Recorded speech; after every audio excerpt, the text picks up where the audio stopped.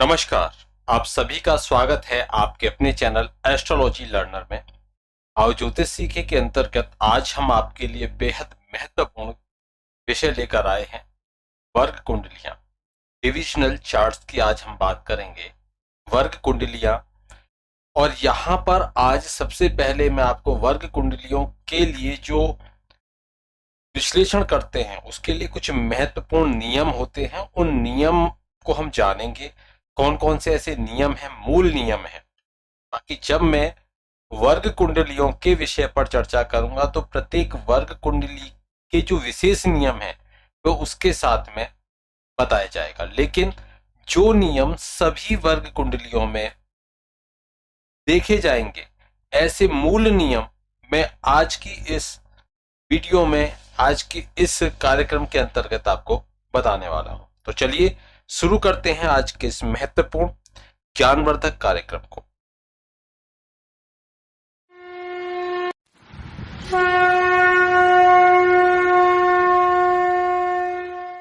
वर्ग कुंडलियां, जब भी किसी के भविष्य के बारे में कोई प्रश्न है और उस प्रश्न के मूल तक आपको जाना है, उस प्रश्न की सत्यता तक आपको जाना है, तो उसके लिए आपको वर्ग कुंडलियों को भी देखना होगा। बिना वर्ग कुंडलियों को जाने आप किसी का भी फलादेश करने में सक्षम नहीं हो सकते। वर्ग कुंडलियों को हम जानेंगे आगे के कार्यक्रम के अंतर्गत। आज हम वर्ग कुंडलियों से संबंधित कुछ महत्वपूर्ण नियमों को जानेंगे। वर्ग कुंडलियां, जो लग्न है वो भी एक वर्ग कुंडली है, जिसको हम D1 चार्ट भी कहते हैं। और इसी तरह से वर्ग कुंडलियां होती हैं D1, D2, D3, D4, D7, D9, जिसको नवमांश भी कहते हैं, D10 दशमांश कुंडली कहते हैं, D12, D16, D20, D24, D27, D30, D40, D45, D60। इस तरह से बहुत सारी जो वर्ग कुंडलियां हैं, इनको षोडश वर्ग कुंडली कहते हैं। 16 वर्ग कुंडलियों का ये समूह होता है। सबसे पहले जानने का विषय ये है कि जब भी हम वर्ग कुंडलियों की बात करेंगे तो लग्न जो किसी भी जातक के या जातिका के संपूर्ण का विवेचन करता है वह लग्न है, और उसके जिस भाग का हम सूक्ष्म विश्लेषण करेंगे उस भाग से संबंधित जो कुंडली निर्माण की जाती है उसको उस भाग की वर्ग कुंडली कहा जाता है।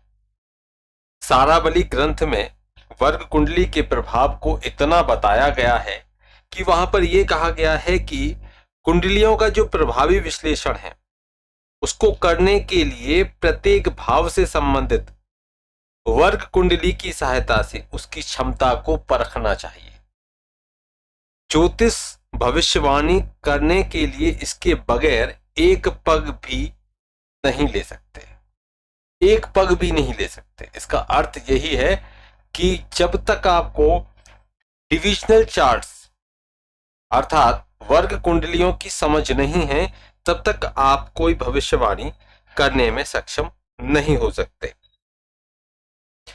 वर्ग कुंडलियां अगर होती कैसी हैं, तो जैसे यहाँ आप सामने प्रारूप देख रहे हो, तो वर्ग कुंडलियां भी जन्म कुंडली के जो लग्न कुंडली है वो भी D1 चार्ट है, वो भी वर्ग कुंडली है D1 चार्ट, उसके अनुरूप ही होती हैं। इनमें जो जन्म कुंडलियां हैं वो नारायण पद्धति पर आधारित होती हैं और लाहिरी या चित्र पक्ष आर्यांश पर भी आधारित होती हैं। और वर्ग कुंडलियों की जो विवेचना है एक स्वतंत्र कुंडली की ही तरह की जाती है। बिल्कुल आप जब करोगे तो एकदम बिल्कुल स्वतंत्र कुंडली की तरह आप उसकी विवेचना करोगे। ऐसा नहीं कि ये वर्ग कुंडली है, विवेचना जो की जाएगी बिल्कुल आप ऐसे ही करोगे जैसे लग्न कुंडली की विवेचना आप करते हो। देखिए, वर्ग कुंडलियों का जो विश्लेषण है इसके लिए जो पराशरी दृष्टियां हैं उनका प्रयोग करते हुए बताएंगे, जिसमें सारावली ने सूर्य, बुध और शुक्र की परस्पर दृष्टियां भी ली हैं।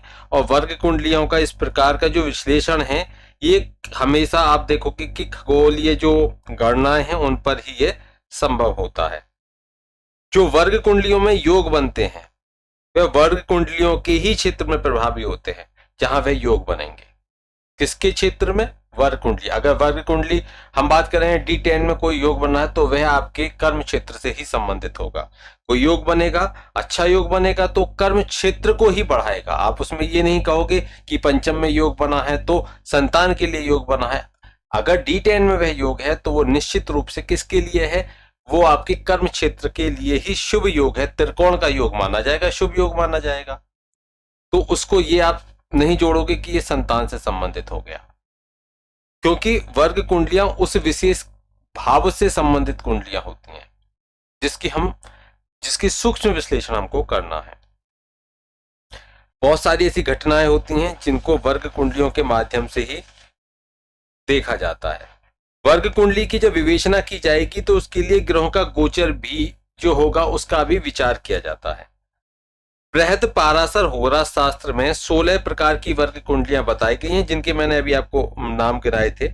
16 वर्ग कुंडलियां हैं और इनके जो नाम हैं उनके नाम जो है कोड नामों का उसमें आजकल हम यूज करते हैं, जैसे कि D1 चार्ट, D2 चार्ट, इस तरह से बोलते हैं। तो D1 चार्ट जो लग्न जो राशि चार्ट है, वर्ग का नाम हम राशि कह देते हैं। इसका जो उपयोग होता है, जिससे जैसे मान के चलिए हमने यहाँ पर लिख दिया कि ये कौन सा चार्ट है, ये D1 चार्ट है, ये D1 चार्ट है। D1 चार्ट का मतलब क्या हो गया कि ये है राशि वर्ग है। इसमें मूल कुंडली है के रूप में इसका उपयोग होगा। जातक के संदर्भ में जो संपूर्ण जानकारी होगी वह इसके आधार पर होगी और यह एक परिपूर्ण कुंडली होती है। आपको सबसे अधिक पॉइंट इसी में रहते हैं D1 चार्ट में। समस्त वर्ग कुंडलियां इस राशि कुंडली से ही बनती हैं, तो D1 सबसे ज्यादा महत्वपूर्ण हो गया, सबसे ज्यादा महत्वपूर्ण D1 हो गया। और अगर बात करो D2 की, तो जब बात करोगे किसकी? D2 की, D2 चार्ट की, तो इसको होरा कुंडली भी कहा जाता है। और इससे जो विश्लेषण किया जाता है वह किया जाता है धन, संपदा, परिवार और भाषा, क्योंकि ये दूसरे भाव D2 दूसरे भाव से संबंधित हो गया। दूसरा भाव किसका होता है? वाणी का, कुटुंब का और आपकी धन का। तो वही हम होरा से भी जो वर्ग कुंडली है वो दूसरे भाव का सूक्ष्म विश्लेषण हो गया। ठीक है, लग्न कुंडली के दूसरे भाव का सूक्ष्म विश्लेषण D2 हो गया। वहीं D3 होता है एक चार्ट D3, जिसको D3 को क्या बोला जाता है? इसको देशकांड कुंडली भी बोला जाता है। और D3 जो कि तीसरे भाव पराक्रम का भाव हो गया, भाई बहनों का भाव हो गया। ठीक है, तो आपके पराक्रम, आपके साहस का भाव, तीसरा भाव। तो जब हम देशकांड कुंडली D3 बनाएंगे तो तीसरे भाव का सूक्ष्म विश्लेषण करेंगे, जिसमें भाई बहन के बारे में, आपके अंदर कितनी क्षमता है, कितनी ताकत है, कितना साहस है, उसका सूक्ष्म विश्लेषण देशकांड या इसको त्रिमंशा कुंडली भी कहा जाता है, इससे किया जाएगा। आपके साहस का, आपके भाई बहन आदि के बारे में जितना अच्छे योग बनेंगे उतनी ज्यादा अच्छा उनसे संबंधित फल प्राप्त होगा। वहीं जो फोर्थ है वो है चतुर्थ भाव के सूक्ष्म विश्लेषण के लिए। जैसे कि अगर हम इसको ऐसे लिखें कि लग्न, अगर हम इसको इस प्रकार से लिखें कि जो D1 है वो तो संपूर्ण है, D1 संपूर्ण है और D1 के अंदर D1 वैसे ये पार्ट भी, क्योंकि लग्न की हम बात करेंगे इसमें, और वैसे ही संपूर्ण है, सभी वर्ग कुंडलियों को इसी से विवेचन किया जाएगा। यहां से दूसरे भाव से वाणी, कुटुंब और परिवार जो धन का है उसका यहाँ ये भाव है। D3 जो चार्ट है जिसको हम त्रिमंशा या देशकांड कुंडली कहते हैं, इससे भाई बहन आदि और जो साहस, आपके पराक्रम, शौर्य, इसके बारे में जो विश्लेषण है, क्षमता आदि के बारे में, वो इससे किया जाएगा। एक हो गया चार्ट D4 चार्ट जो होता है वह चौथे भाव का सूक्ष्म विश्लेषण है, जिसमें आपकी नियति, आपका अचल संपत्ति, घर आदि के बारे में विचार किया जाता है। पंचम भाव से संबंधित जो चार्ट होता है जो इसका सूक्ष्म विश्लेषण करने के लिए, वह होता है D7 चार्ट। D7 से संतान और संतान के बारे में भी विचार किया जाता है। वहीं नवमांश या धर्मांश, ये जो है अनुपूरक वर्ग कुंडली है, इसमें जीवन साथी का और वैवाहिक जीवन का, जिसको आपने देखा होगा कि इसके बाद में सबसे ज्यादा D9 चार्ट की वैल्यू होती है। D1 चार्ट के बाद में अगर सबसे ज्यादा वैल्यू है तो वह D9 चार्ट की। अगर हम इसको 3.5 पॉइंट देते हैं, अगर इसको हम कितने पॉइंट देते हैं, इसको पॉइंट देते हैं 3.5 अगर हम इसको पॉइंट देंगे किसको, लग्न चार्ट को, तो 3 पॉइंट हम किसको देंगे, हम D9 चार्ट को। बाकी अगर कुछ और है तो उसको हम 0.5 पॉइंट हम उसको देते हैं, 0.5 उसको देते हैं। तो कुल मिलाकर 7 अगर पॉइंट होते हैं टोटल, तो उनमें से अब यहां पर हमने D9 तक हमने देख लिया। अगर D10 है तो D9 से हम क्या क्या देखेंगे, अनुपूरक वर्ग होता है ये, और जो लग्न वर्ग को पूरा करता है, तो अनुपूरक वर्ग भी इसको कहा जाता है। दोनों को देखना, प्रत्येक कुंडलियों को देखने से पहले D1 को और D9 को देखना बहुत आवश्यक है। और इससे जीवन साथी का भी आप विश्लेषण करोगे, वैवाहिक जीवन का भी और साझेदारी का भी। तो कुल मिलाकर ये जो D7 है, जो सप्तम भाव है, D9 सप्तम भाव का विश्लेषण आपको दिखाता है। सप्तम भाव का भी विश्लेषण हम इसी से करते हैं, और लग्न कुंडली का। और फिर आता है D10 जो हो गया आपके कर्म क्षेत्र से। तो D10 चार्ट है, D10 आपके जो दशमांश है, इसको धर्मांश भी बोलते हैं, और व्यवसायिक जीवन के बारे में, आपके सम्मान के बारे में, सफलता के बारे में, पदोन्नति के बारे में, या पदन अवनति के बारे में भी, या व्यवसायिक स्तर के बारे में भी इसी भाव से हम विश्लेषण करते हैं। इसी से ये विश्लेषण किया जाता है। कौन सा, D10 चार्ट से। एक होता है D12 चार्ट, D12 आप नोट करते रहिए, D12 एक होता है D12, जिससे कि किसका विश्लेषण किया जाता है, माता पिता का, वंश का, पूर्वजन से संबंधित। मैं यहां लिख देता हूं D12। अब D12 है माता पिता का, इससे विश्लेषण करोगे, अपने वंश का विश्लेषण करोगे, पिछले जन्म से संबंधित कुछ जानना है तो द्वादशांश इसको हम कहते हैं D12 को, इससे विश्लेषण किया जाएगा। वहीं एक होता है D16, एक चार्ट है D16 चार्ट से हम क्या विश्लेषण कर सकते हैं, इसको षोडशांश या कलाशांश भी कहा जाता है। और इससे चल संपत्ति और सामान्य खुशी का विश्लेषण किया जाएगा। चल संपत्ति का और सामान्य खुशी का विश्लेषण जो किया जाएगा वह इससे किया जाएगा D16 से। ऐसे ही D20 है, जिससे विषांश या उपाशांश भी कहते हैं। अब D20 जो हो गया वो एक तरह से आप मान के चलिए कि धर्म का भाव है, तो हम D20 इससे क्या करते हैं, इससे आध्यात्मिकता, पूजा आराधना के जो फल हैं उसके बारे में विश्लेषण किया जाएगा। वहीं सप्त विषांश है, जिसको D27 कहते हैं, या भामंशा या नक्षत्रांश भी कहा जाता है। इससे आपकी जो शारीरिक क्षमता और कमजोरी आती हैं, D27 से किया जाएगा। वहीं D30 एक होता है D30 से क्या करते हैं, इससे इसको त्रिशांश बोलते हैं। D30 बड़ा महत्वपूर्ण रहता है, और D30, और इससे आप जो विश्लेषण करते हो आपके दुर्भाग्य का, आपके बुराई या अरिष्ट जितने होते हैं उनका D30 चार्ट से विश्लेषण किया जाता है। ये भी महत्वपूर्ण है। एक होता है D40 का उपयोग कहाँ किया जाता है, इसको कहते हैं खावेदांश या चतवरीशांश। ये सामान्यतः शुभ प्रभाव के बारे में देखा जाता है। अच्छा, 30 बुरे प्रभाव और 40 सामान्य शुभ प्रभाव के बारे में। अगर किसी का आचरण देखना हो तो D45, जिसको हम अक्षवेशदांश कहते हैं, इससे चरित्र और आचरण के बारे में जानकारी मिलती है। वहीं एक चार्ट होता है D60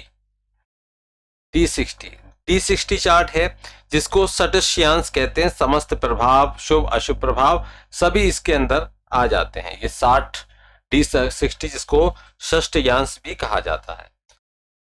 तो ये सब जितने हैं ये षोडश वर्ग हो गए, और ये पाराशरी पद्धति के आधार पर होते हैं। षोडश वर्ग हमने देख लिए, आप देख लीजिए इनको, मैंने जो आपको बताया उनको नोट कर लीजिए, बहुत अच्छा रहेगा। आपको जब भी प्रेडिक्शन करोगे तो आपके ये बहुत काम आने वाला है।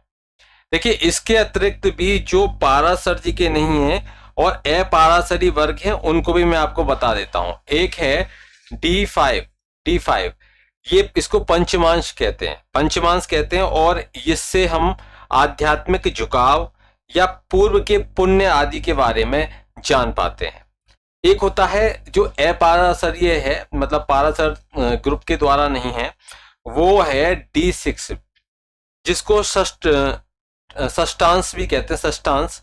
और ये अगर किसी की बीमारी देखनी है, ऋण या विवाद आदि है, तो वह भी इससे आप देख पाओगे। D8 भी है, D8 चार्ट होता है एक, जिसको अष्टांश कहते हैं। ये आयु के बारे में जानने के लिए, मतलब 8th हाउस, आयु, दुर्घटना आदि के बारे में जानने के लिए हो गया। एक हो गया D11 से क्या हो जाता है, जिसको लाभांश या एकादशांश या रुद्रांश भी कहते हैं। ये उसके लिए होता है कि अगर आपको देखना है कि बिना मेहनत की आमदनी या प्राप्तियां, जैसे जुए सट्टे आदि से इनकम होती है, वो अगर आपको देखनी है तो D11 से आप देख सकते हैं। इसके बाद में जो उच्च वर्ग हैं उनकी भी चर्चा हम आपको कर लेते हैं, थोड़ा सा जानकारी सामान्य रूप से हो जाएगी, तो आगे की जो भी चर्चा रहेगी वो आपके लिए बड़ी आसान हो जाएगी। उच्च वर्ग और होते हैं उच्च वर्ग को अगर देखें तो उच्च वर्ग में आते हैं एक तो D72, जिसको नवांश अष्टांश कहा जाता है। एक होता है D91, एक होता है D108, जिसको द्वादशांश नवांश कहा जाता है।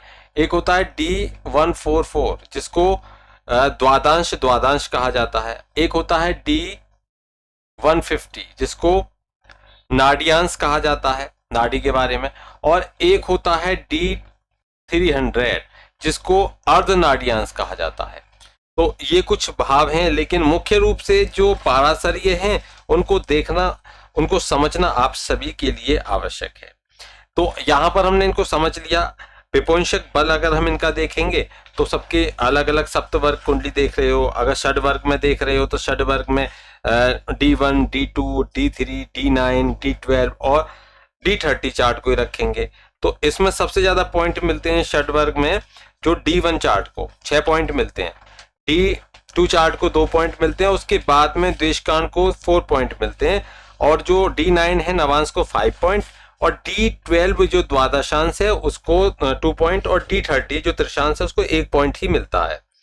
ये सप्तवर्ग कुंडली में 7 को ले लेते हैं हम, और यहाँ पर जो 7 में लेते हैं वो D1, D2, D3, और यहाँ पर जो एक्स्ट्रा होता है वो होता है D7, जो सप्तांश होता है। इसको फिर वहाँ वो पॉइंट कम और ज़्यादा हो जाते हैं, जिनके बारे में आगे जब हम वर्ग की चर्चा करेंगे तो प्रत्येक से को संबंधित कौन सा है उसके बारे में आपको बता दिया जाएगा। चलिए अब हम बात करने वाले हैं कुछ सामान्य नियमों की, जो नियम आप सभी को जानना बेहद आवश्यक है। और उन नियमों को जानने के बाद में आप फिर वर्ग कुंडलियों को धीरे धीरे समझना प्रारंभ कर देंगे। और अगर आप वर्ग कुंडलियों के बारे में जानते हैं तो ये आपके लिए बहुत अच्छा है, आप अपने फलादेश में स्पष्टता और सुनिश्चितता अवश्य लेकर आ जाएंगे। देखिए, सबसे पहले वर्ग कुंडलियों की जब हम चर्चा करेंगे तो उसमें ये जानना बेहद आवश्यक है कि अगर कोई ग्रह, देखो पहला नियम मैं आपको बता देता हूं, इसमें नियम लेकर चलेंगे हम। पहला नियम है यदि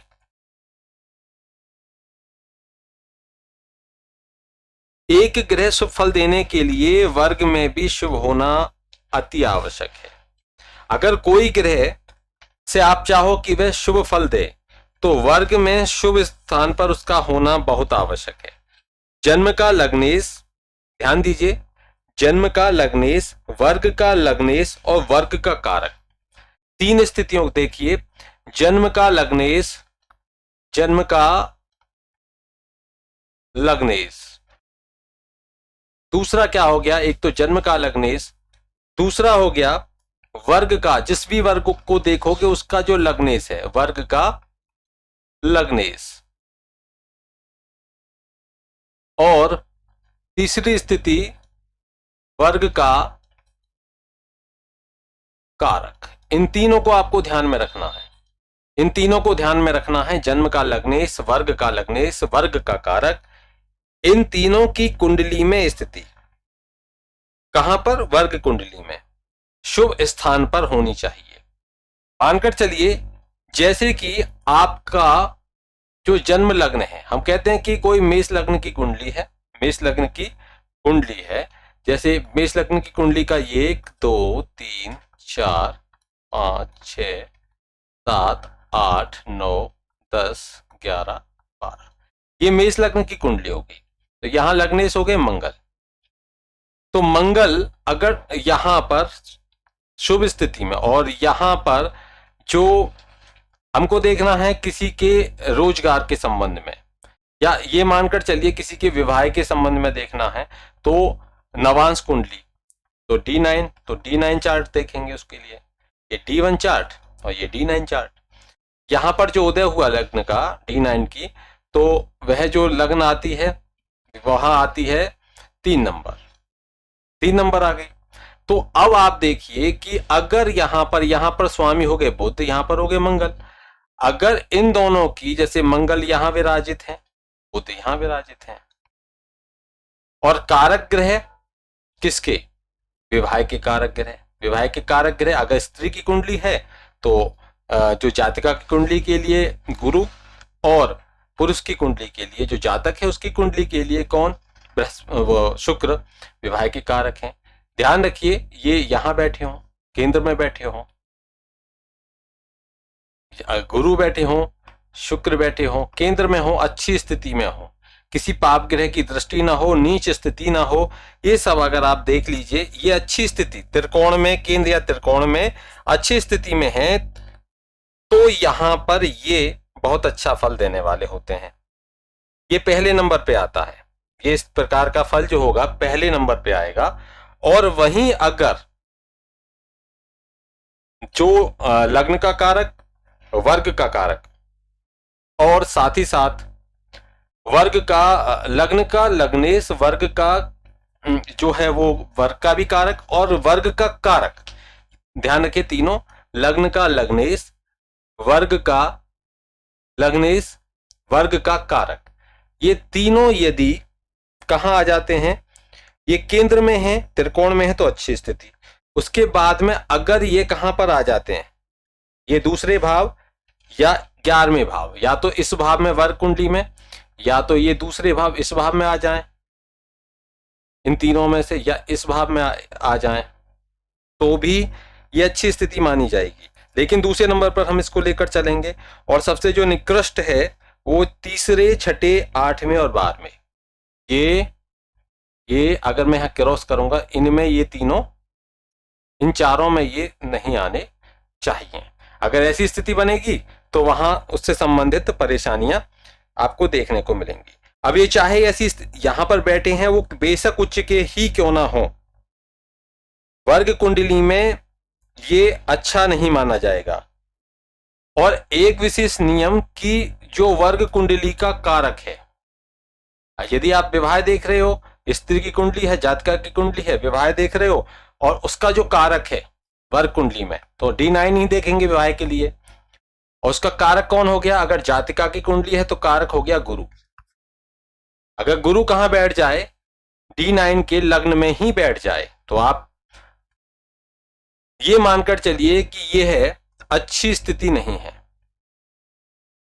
कारक को, वर्ग कुंडली का जो कारक है उसको लग्न में नहीं होना है, क्योंकि लग्न में होने का अर्थ है कि कारक भाव का नाश करेगा, इसलिए तो यहां पर इसका अच्छा नहीं माना जाता।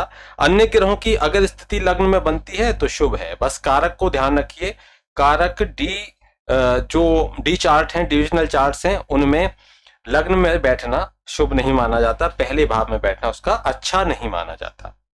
आगे बढ़ते हैं।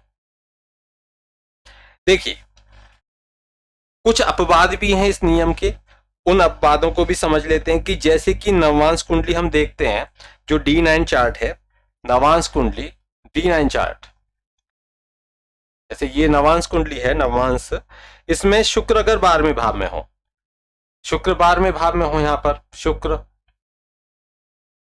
और मंगल किसी भी वर्ग के, कोई भी वर्ग है उसके छठे भाव, ये सभी वर्गों के लिए, यहाँ पर शुक्र नवांश के लिए और बाकी मंगल सभी वर्गों के लिए।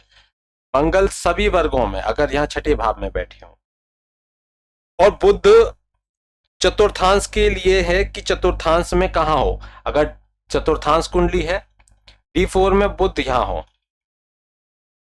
ठीक है, और D9 में शुक्र यहां पर हो 12th हाउस में।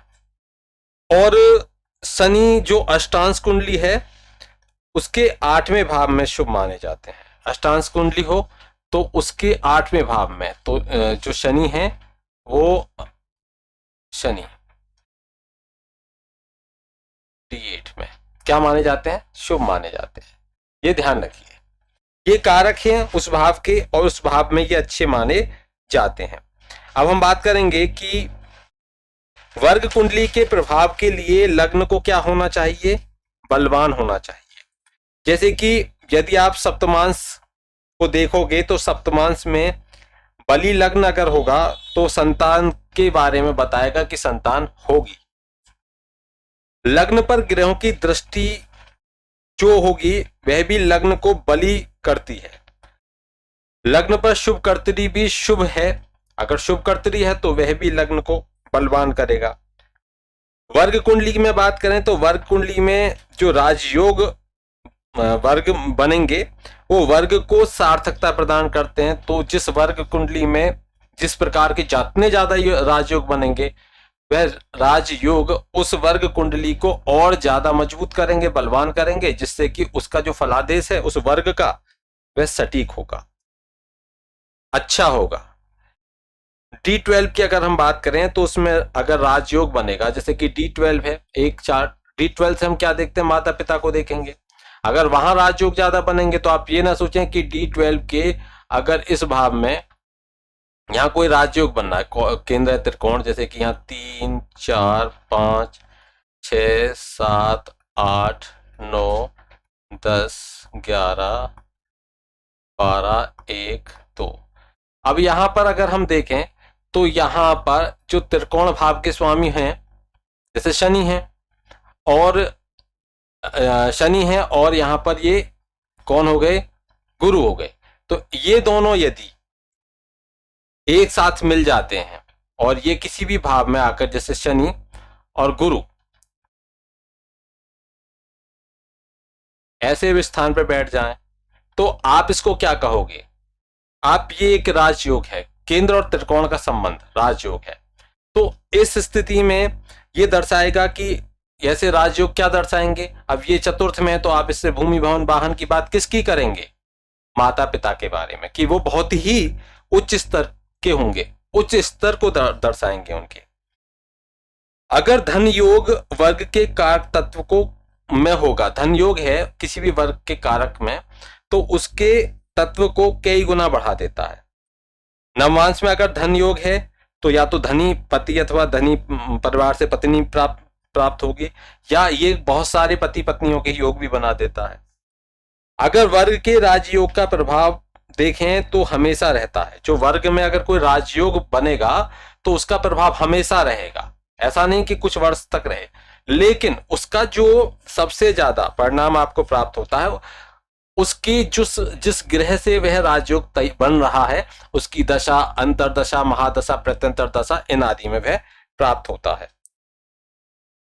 अगर कोई ग्रह यदि जन्म कुंडली में खराब स्थान पर बैठा हो, मानकर चलिए गुरु यहां बैठे हैं, खराब स्थान में बैठे हैं, दुस्थान में बैठे हुए हैं, 8वें भाव में बैठे हुए हैं, और वर्ग कुंडली में भी वो 8वें भाव में बैठ जाएं, कोई भी वर्ग कुंडली में कहां बैठ जाएं, 8वें भाव में या 12वें भाव में बैठ जाएं, कोई भी, क्योंकि दो स्थान ही है, तीसरा, छठा, 8वां, 12वां, इनमें बैठ जाएं।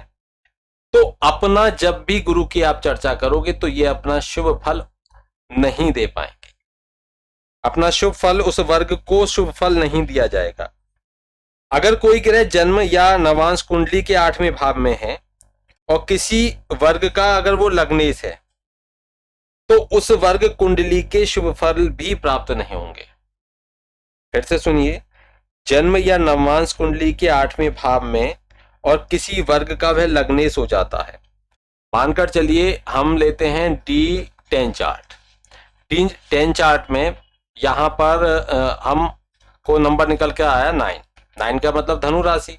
अब ये D10 का लग्नेश हो गया, और लग्नेश अगर यहाँ नहीं बैठा, यहाँ आप भूल जाइए, ये लग्न में देखें हम, ये D1 चार्ट में ये कहाँ बैठा हुआ है, ये यहाँ बैठा हुआ अष्टम भाव में। कहाँ बैठा हुआ है? 8वें भाव में। और लग्नेश है ये किसका? D10 का लग्नेश है। यहाँ D10 का लग्नेश D1 में कहाँ बैठा? 8वें भाव में।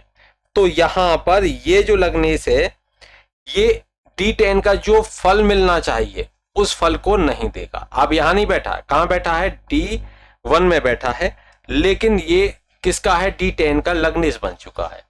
और लग्नेश D10 का लग्नेश D1 में कहां पर है? अष्टम में। तो इसलिए ये इस वर्ग का जो फल है उस फल को नहीं दे पाएगा। स्पष्ट है? चलिए आगे बढ़ते हैं। देखिए, किसी भी वर्ग में अगर वर्गोत्तम लग्न होती है, वर्गोत्तम लग्न का अर्थ क्या हो गया? जैसे कि मान के चलिए, ये हम लेते हैं कि ये है D9 चार्ट, ये है D1 चार्ट। यहां पर राशि निकली कर्क, यहां पर भी कर्क, ठीक है, कर्क राशि का उदय हुआ, यहां पर भी कर्क राशि का उदय हो गया, ठीक है। जब ये कर्क राशि का उदय हुआ तो उसके आधार पर आप क्या देखोगे कि ये दोनों ही लग्न क्या हो गई? लग्न एक ही सेम राशि, एक ही राशि है दोनों में, तो ये लग्न हो गई है वर्गोत्तम। अगर वर्गोत्तम लग्न है तो ये अति उत्तम फल देने वाली होती है। और अगर लग्नेश भी शुभ स्थान पे हो, लग्नेश भी शुभ स्थान पे हो तो ही ये फल देगी। लेकिन अगर लग्नेश त्रिक भाव में है तो मात्र वह काल्पनिक हो जाते हैं फल, वह सपनों में ही रह जाते हैं। फल मिलने में बड़ी त्रुटि होती है, बड़ी परेशानी और बहुत ही दिक्कतें आती हैं। सब कुछ जो होता है वह सब सपनों में ही रह जाता है, मतलब उसकी इच्छाएं पूरी नहीं हो पाती हैं। बेशक वर्गोत्तम हो चुकी है, लेकिन मानकर चलिए ये चंद्रमा है, ये चंद्रमा यहाँ बैठ गया, आकर यहाँ बैठ गए, या इस कुंडली में यहाँ बैठ गए चंद्रमा आकर, यहां बैठ गए चंद्रमा आकर, यहां बैठ गए। स्पेशली इसको मैं इतना नहीं दूंगा, यहां बैठ गए, यहां इन 3 भावों में कहीं पर भी ये लग्नेश बैठ चुके हैं, दोनों में बैठ गए या एक में बैठ गए। जितने ज्यादा बैठेंगे उतना ही अशुभ परिणाम होता चला जाएगा। तो ये ऐसा व्यक्ति क्या होगा जिसके ये लग्नेश यहां आकर बैठ गए, तो सपने में ही देखता रहेगा। सपने में महल बनाने वाली जो कहानी है वही स्पष्ट हो जाती है। एक स्थिति ये होती है कि जब अंश कला विकला सब में बराबर होते हैं कुछ जो ग्रह हैं, तो वहां पर उनमें ग्रह युद्ध हो जाता है। और ग्रह युद्ध में अगर कोई ग्रह पराजित हो जाए या अस्त ग्रह वर्ग में आ जाए, तो वह अस्त ग्रह जो वर्ग में है वह अपना शुभ फल नहीं देता, चाहे शुभ स्थान पर आकर ही क्यों ना बैठ जाए। मानकर चलिए सूर्य के साथ में बुध है, और बुध यहां पर कोई भी D10 चार्ट है, वहां पर लग्नेश बने, ठीक है, अच्छी स्थिति हो जाएगी, लग्नेश बने, और लग्नेश बनकर ये बुध यहां आकर बैठ गए। अब ये अस्त हैं, ये बुध कैसे हैं? अस्त हैं, सूर्य से अस्त हैं। अब अस्त अवस्था आ चुकी है और ये यहां आकर बैठ गए, बड़ी अच्छी स्थिति, पंचम में त्रिकोण भाव में बैठे हुए हैं, केंद्र में बैठे हैं, त्रिकोण में बैठे हैं, अच्छी स्थिति लग्नेश D10 की। लेकिन ये यहां पर अस्त हैं, इसकी वजह से ये अपना जो शुभ फल है, यहां पर अपना जो फल है उस शुभ फल को नहीं दे पाते।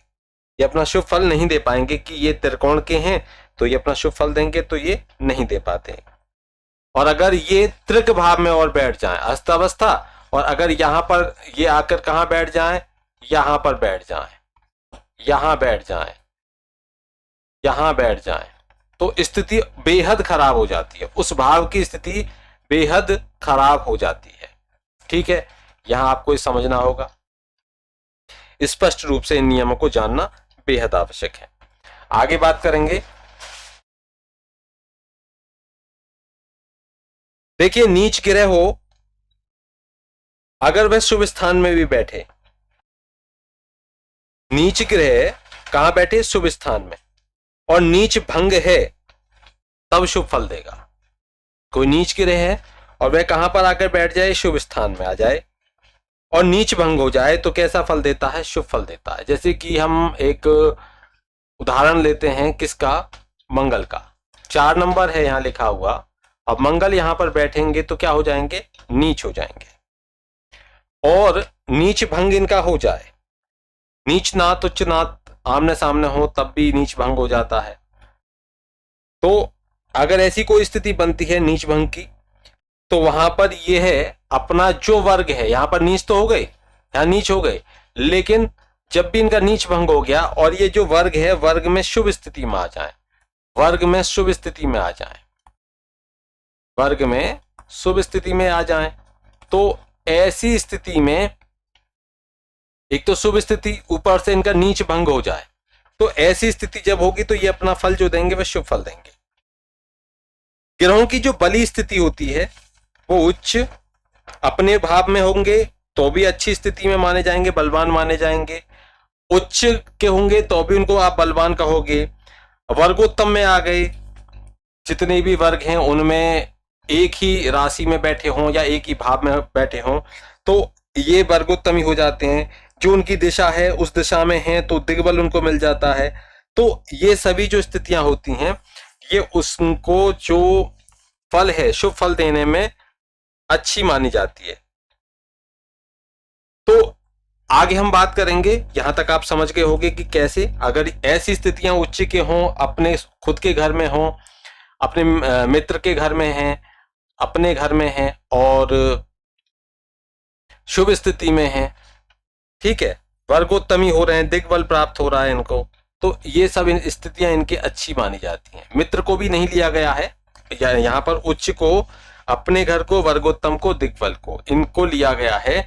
इनको आपको ध्यान में रखना है कि जब ऐसी स्थिति है तो ये बलवान माने जाएंगे। देखिए ग्रहों का जो प्रभाव है वह अन्य ग्रहों से युति और दृष्टि से क्या हो जाता है, परिवर्तित हो जाता है, उसमें कुछ संशोधन हो जाते हैं। खराब ग्रह के साथ में अच्छे ग्रह का अटैचमेंट हो गया तो मिश्रित परिणाम हो जाएंगे। अच्छे ग्रह का अच्छे ग्रह के साथ में संबंध हो जाए तो और अच्छा प्रभाव मिलेगा। बुरे का बुरे के साथ में संयोग हो जाए तो बुरापन और ज्यादा बढ़ जाएगा। तो वही है, तो ग्रहों का जो प्रभाव है अन्य ग्रहों से युति और दृष्टि से क्या हो जाता है, संशोधित हो जाता है। उच्च वर्गों में जब लग्न की डिग्री में संशय हो, उच्च वर्ग में जब लग्न की डिग्री में संशय हो तब ग्रहों का जो नैसर्गिक शुभ अशुभ कारक तत्व है वह लेना चाहिए। जब आपको यह संशय हो कि लग्न की जो डिग्री है वो आपको कंफ्यूज करे, परेशान करे, तो आप ऐसी स्थिति में जो ग्रह हैं उन ग्रहों का जो नैसर्गिक शुभ अशुभ कारक तत्व है उसको लीजिए। उच्च वर्गों में ग्रहों का बल जन्म लग्न को ही वर्ग लग्न मानकर करना चाहिए, ठीक है। अब आगे बात करें कि यदि जन्म लग्न क्रूर षड वर्ग में हो, जो जन्म लग्न है ये क्रूर षड वर्ग में हो तब व्यक्ति की कम आयु होती है और वह निर्धन और दुष्ट स्वभाव का होता है। ये किस में चली जाएगी, क्रूर षड वर्ग में। क्रूर ग्रह जो होते हैं उनके षड वर्ग में चली जाए तो वहां पर स्थिति खराब होती है। लग्न की यहां पर बात हो रही है, जितनी लग्न क्रूर ग्रहों की आ जाएगी तो वहां उसकी आयु को छीन करते चले जाएंगे।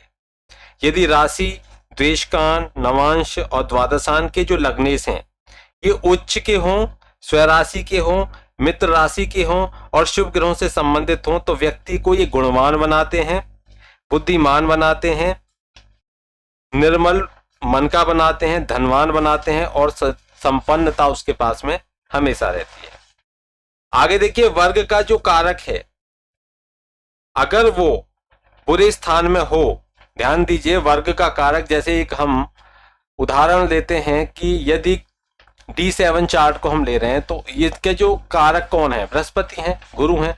अगर D7 चार्ट में किसी दुस्थान क्या है, गुरु यहां बैठे हो, गुरु यहां बैठे हो या गुरु यहां बैठे हो, ये कारक हैं। कारक दुस्थान में हो तो फल नहीं देते अपना।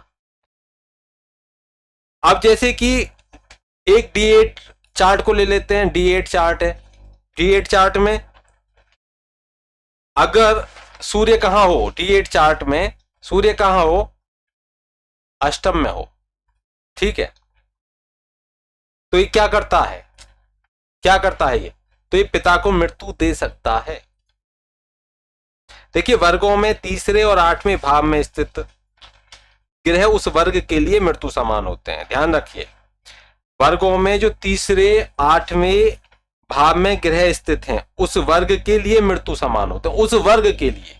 फिर से सुनिए, यहां स्पष्ट कर देता हूं सूत्र को आपको, कि वर्गों में तीसरे आठवें भाव में स्थित ग्रह, अगर कोई ग्रह, ये वर्ग है, मान के चलिए हम D10 चार्ट लेते हैं, जैसे बहुत सारे प्रश्न आते हैं रोजगार को लेकर, तो यही रोजगार है D10 में आप देख लीजिए, बड़ा आसान है आपके लिए देखना। यहां तीसरा भाव देखिए, D10 चार्ट को उठाइए, कुंडली में कोई भी एप्लीकेशन आप ले सकते हैं, कुंडली आसानी से, बहुत सारे एप्लीकेशन हैं, प्ले स्टोर से लीजिए, आप बना लीजिए कुंडली।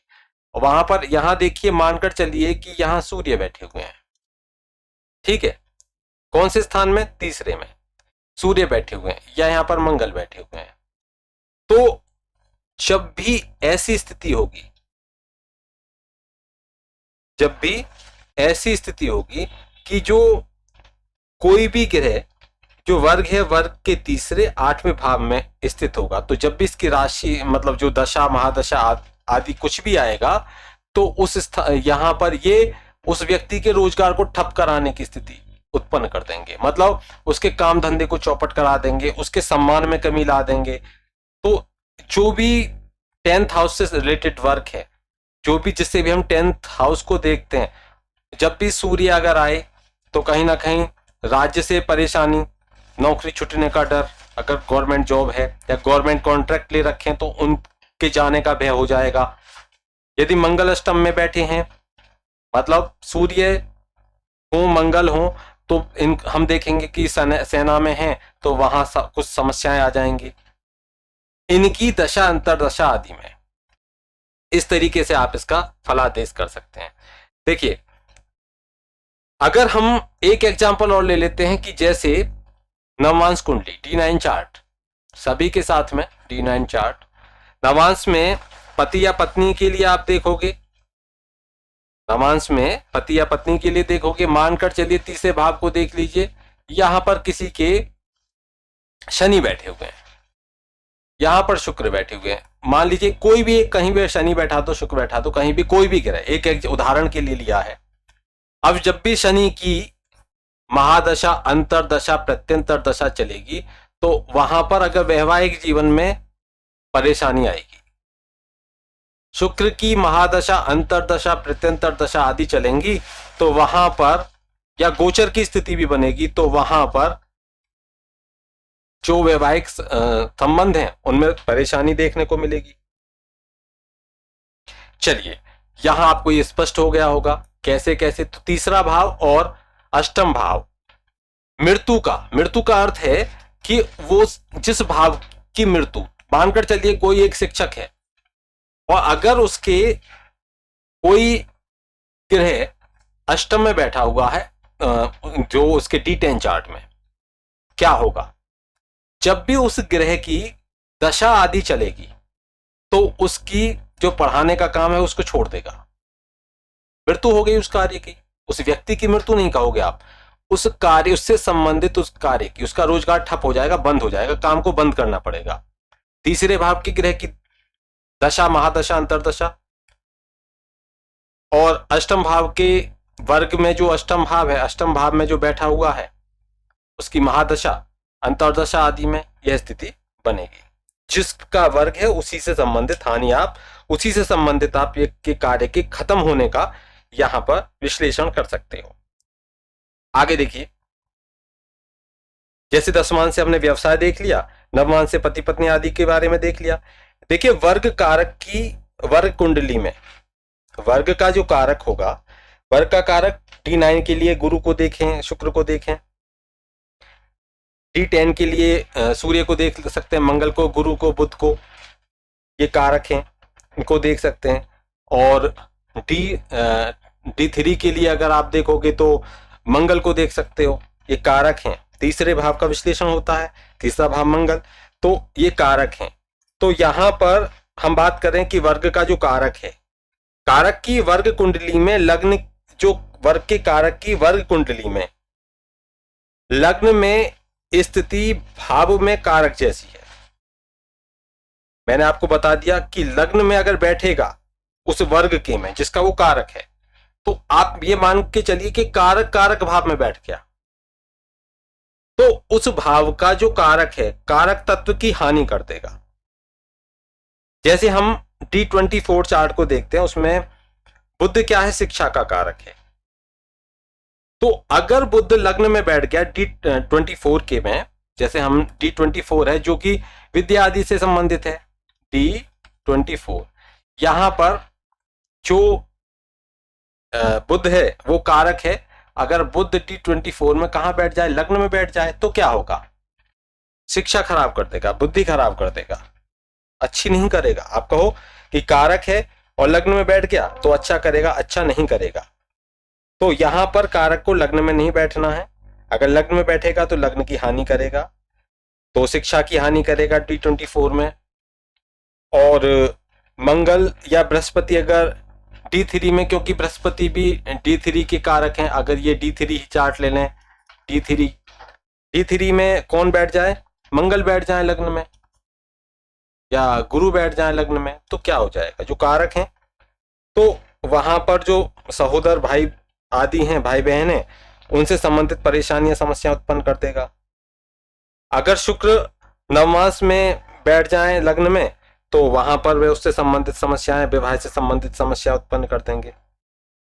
अगर D12 में जो पिता माता पिता के लिए है, उसमें सूर्य जो कारक माने जाते हैं, पिता के कारक माने जाते हैं, चंद्रमा माता के कारक माने जाते हैं, यदि ये लग्न में बैठ जाएं तो वहां उससे संबंधित परेशानी उत्पन्न कर देंगे।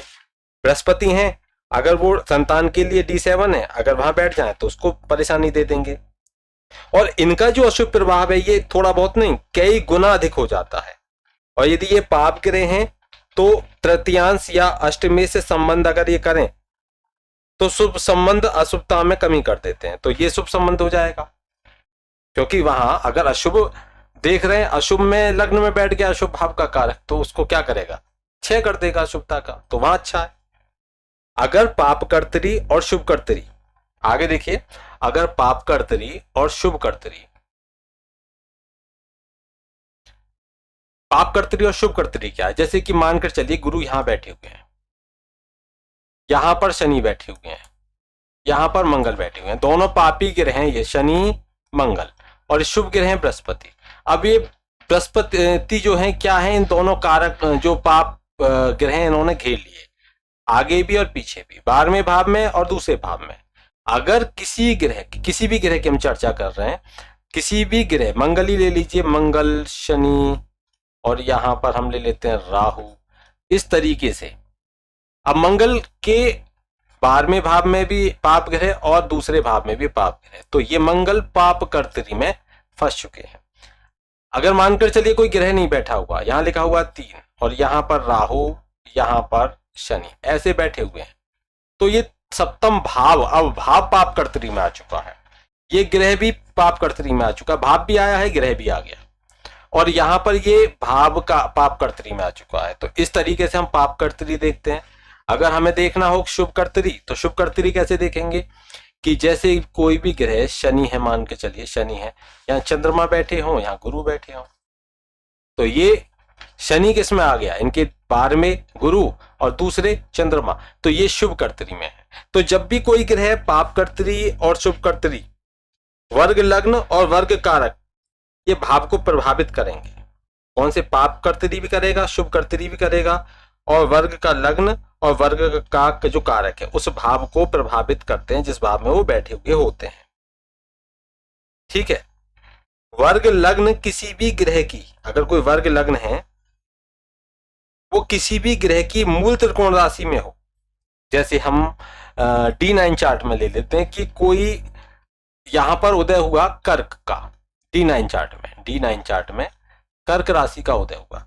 अब इसके स्वामी कौन हो गए, चंद्रमा हो गए, ये मूल त्रिकोण राशि में पहुंच गए।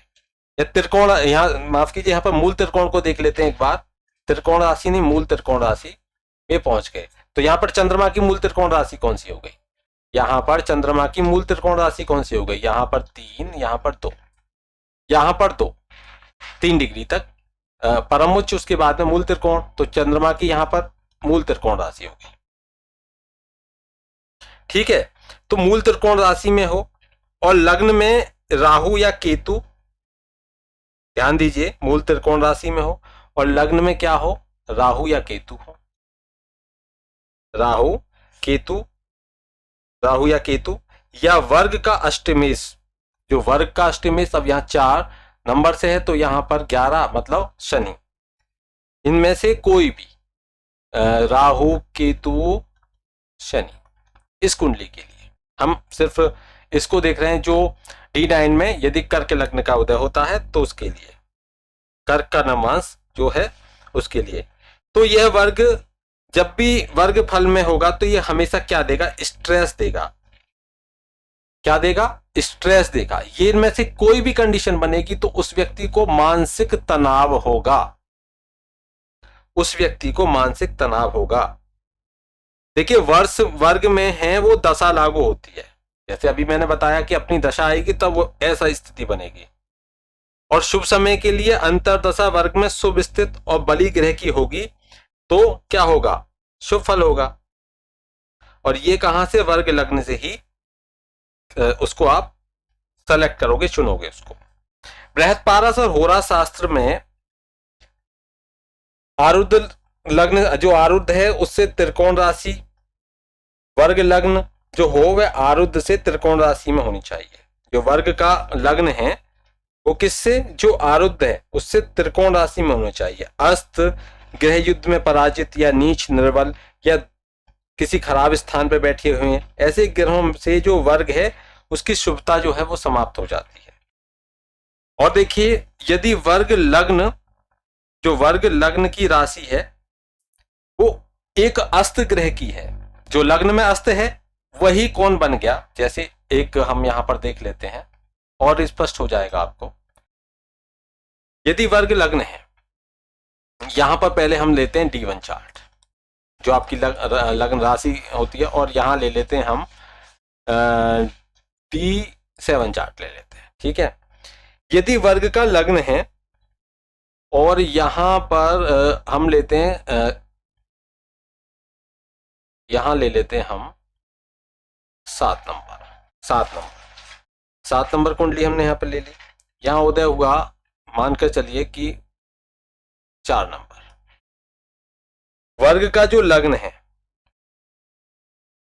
वो जो अभी 4 नंबर, यहां पर हम लेते हैं 9 नंबर ले लेते हैं, चलिए 9 नंबर ले लेते हैं, 9 है। अब यदि वर्ग लग्न राशि एक अस्त ग्रह की हो, अस्त ग्रह की हो, यहां पर मान के चलिए सूर्य के साथ में गुरु विराजित हो गए, गुरु अस्त हो चुके हैं, गुरु अस्त हो चुके हैं। अब ये जो अस्त ग्रह है वो यहां पर D7 के क्या हो गए हैं, लग्नेश हो गए। क्या हो गए हैं, लग्नेश हो गए। ठीक है, तब यह इस वर्ग के जो शुभ फल हैं उनको देने में असमर्थ है, अभी अपने शुभ फलों को नहीं दे पाएंगे। ये कुछ सामान्य नियम है, बाकी जब हम प्रत्येक चार्ट के बारे में विश्लेषण करेंगे, D1 से लेकर D60 तक जितने भी चार्ट्स हैं उनके विश्लेषण करेंगे तो कैसे कैसे देखा जाएगा, किस भाव को देखा जाएगा, किस भाव से क्या समझेंगे, वो अच्छे से आप समझ जाओगे।